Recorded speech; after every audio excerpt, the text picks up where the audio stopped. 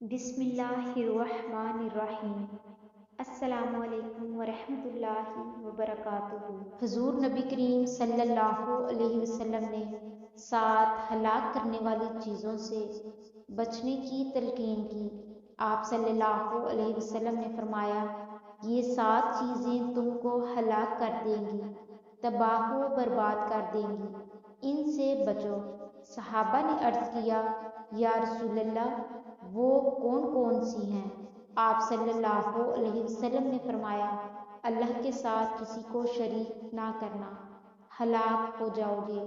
آپ صلی اللہ علیہ وسلم نے فرمایا، جادو نہ کرنا، ہلاک ہو جاؤ گے۔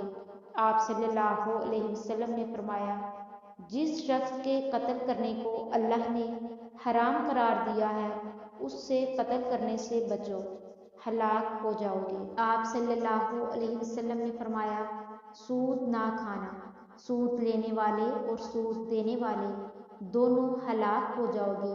رسول اللہ صلی اللہ علیہ وسلم نے فرمایا، یتیم کا مال نہ کھانا، ہلاک ہو جاؤ گے۔